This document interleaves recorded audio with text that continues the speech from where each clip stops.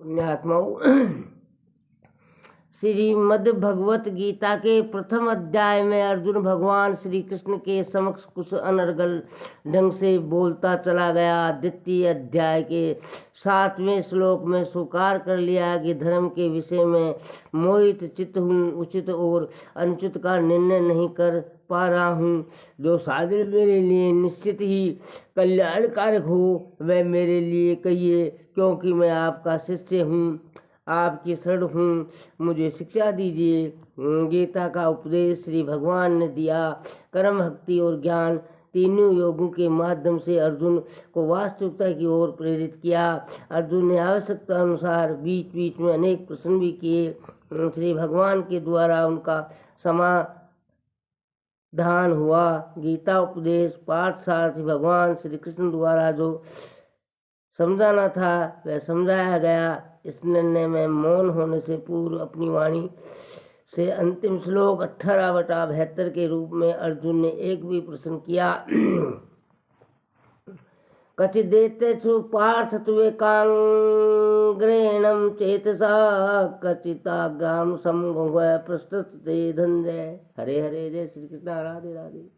जय हो लाडली के लाल की। अर्थात हे पार्थ, क्या इस गीता उपदेश को तूने एकाग्र चित्त से श्रवण किया है? हे धनंजय, क्या तेरा ज्ञात जनित मोह नष्ट हो गया? श्री भगवान का गीता जी में ये अंतिम श्लोक है। एक अच्छा आचरित उपदेश के रूप में अत्युच्च स्थिति हो भी क्यों न हो, जब स्वयं जगत गुरु अखिल कोटि ब्रह्मांड नायक उपदेष्टा बने हो। शिष्य ने शिष्य तत्व की गरिमा को बल दिया, उसी समय स्वीकारा उत्तर दिया, हे अच्युत, आपकी कृपा से मेरा मोह नष्ट हो गया और मैंने स्मृति प्राप्त कर ली है। अब मैं संशय रहित होकर स्थित हूँ, अतः आपकी आज्ञा का पालन करूँगा। नष्टो मोह स्त्रिवलब्धा तस्वादीपाच्युत है स्तोस्मी गत संदेह करी से वचनम तब तस्वदाप्तामाच्युतुम। ये स्थिति आपकी कृपा से बनी। अर्जुन की ये स्वीकारोक्ति अत्यंत महत्वपूर्ण औपचारिक पक्ष है। गीता का उपदेश केवल भगवान श्री कृष्ण की हेतु कृपा थी। उन्हें तो धर्म की विजय करवानी थी। यदि अर्जुन पलायन कर जाता तो भी ये करवा लेते। यहाँ तो स्पष्ट ही दिया था, श्री भगवान मैं अवतनिता पूर्व में निमित्तम मात्र हम साभ्य साचिनम। अर्थात ये सब सूरवीर तो मेरे द्वारा पहले से मारे गए हैं, तू तो निमित्त मात्र बन जा। गीता का उपदेश तो कृपा थी, केवल कृपा, दिव्य दृष्टि मिली मात्र कृपा से। उसी से विराट रूप दर्शन हुआ, वास्तविकता समझ में आई थी तो कृपा ही स्वीकारा किया। अर्जुन ने स्थिति समझने, मोह शोक और संशय दूर होने को अर्जुन ने स्वीकारा। अतः आओ अर्जुन बने, इस मानसिकता को स्वीकार किए रहें। अर्जुन जैसी मानसिकता अच्छा माध्यम बन सकती है। श्री कृष्ण का वंचित न रखें। इसमें स्वयं को गीता में एक प्रत्यक्षदर्शी श्रोता, कहीं कहीं वक्ता के रूप में भी वे है संजय। हरे हरे। संजय को महर्षि व्यास द्वारा दिव्य दृष्टि मिली। देने वाले आए थे ये दृष्टि धृतराष्ट्र को, लेकिन धृतराष्ट्र ने इनकार कर दिया। ये कह कि मैं कुल के विनाश को अपनी आंखों से नहीं देखना चाहता हूँ, आवश्यकता होने पर सुनना अवश्य चाहता हूँ। इसके वृत्तांत को तो महर्षि व्यास ने संजय को ये दृष्टि दी और कहा, राजन संजय, तुम सब वृत्तांत सुनाएंगे। युद्ध के समस्त घटनाक्रम को ये प्रत्यक्ष देख सुनो और जान सकेंगे। संजय को सुंदर अवसर मिला।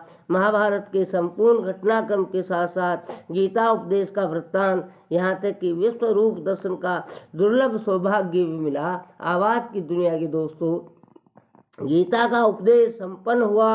अर्जुन की मन स्थिति बदली। वर्तमान अवस्था देखकर संजय ने अर्जुन को महात्मा का संबोधन दिया। पाठ से महात्मन गीता उपदेश को भरपूर आनंद लिया, गीता तत्व को समझ अनुभव किया। तब वे तो यहाँ तक कर दिया। मनोवासुदेव श्री महात्मा अर्जुन के इस भूत रहस्य में रोमांचकारी संवाद को सुना, साक्षात करते हुए सुना, पृथक सुना, सुना ही नहीं। श्रीहरि के उस अत्यंत विलक्षणता को रूप के देखा भी, ये भी मेरा मत। अब भी इस अद्भुत संवाद और विलक्षण स्वरूप का पुनः पुनः स्मरण करके बार बार हर्षित हो रहा है। अनुमान लगाए आप संजय की अत्यंत आहादमानी मनोदिशा का सचमुच दिव्य अति दिव्य स्थिति थी। गीता उपदेश के अच्छे परिपक्व श्रोता को ये परम लाभ मिलना स्वाभाविक है। ये दिव्यता वास्तव में इस दिव्य भगवत वाणी की है, भगवान श्री कृष्ण की है, जिन्होंने स्वयं कहा जन्म कर्म च मध्यम। लेकिन संजय को भगवान अथवा उनकी वाणी को ये दिव्यता महर्षि व्यास द्वारा प्रदत्त दिव्य दृष्टि से ही मिली थी। इसलिए गीता 18/75 में संजय ये स्वीकार करना नहीं भूले, व्यास प्रसाद उत्पादनो गुडाहम परम, अर्थात कृपा श्री व्यास जी ने जो कि रहस्य में सुना गीता का ये तभी जहाँ से जो मिला वहाँ से प्रति कृतज्ञता की भावना, कृपा भाव की शोकरोक्ति ये स्वीकार करने की मन स्थिति सदैव बनी रहनी चाहिए। ऊंचे से ऊंचे अवस्था पद प्रस्तुता अथवा कुछ भी मिल जाने की स्थिति में ये नहीं भूलना चाहिए कि इसके मूल में कौन कहाँ से, किसकी प्रेरणा, किसकी शक्ति, किसके सहयोग और किसकी कृपा से मिला। ये वाल्मीकि रामायण सुंदरकांड 1/113 में सनातन धर्म की परिभाषित है, उसी भाव में किया गया। कृत्य च प्रति कृत्यमेवं धर्म सनातनम, अर्थात किसी के उपकार के प्रति उपकृत कृतज्ञता ही सनातन धर्म है। मित्रों, एक अद्भुत अनुपम और अद्वितीय गरिमा है सनातन धर्म की। यहाँ परंपराओं की स्थापना के लिए स्वयं भगवान अवतार लेते हैं।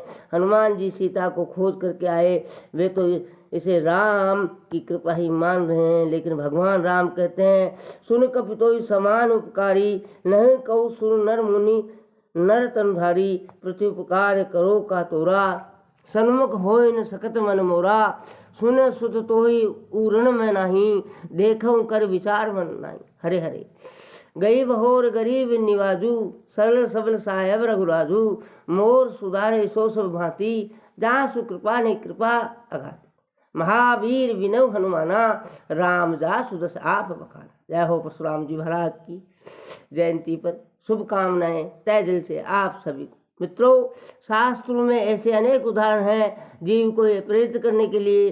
कभी कृतज्ञ नहीं बनना, सदैव कृतज्ञ बनकर रहना, कृतज्ञ भाव को स्वीकार करने में लाभ है। संसार हमारे से पहले चल रहा था, अब भी चल रहा है और आगे भी चलता रहेगा। हमारे अहंग और इच्छा का कोई मूल्य नहीं है इसमें।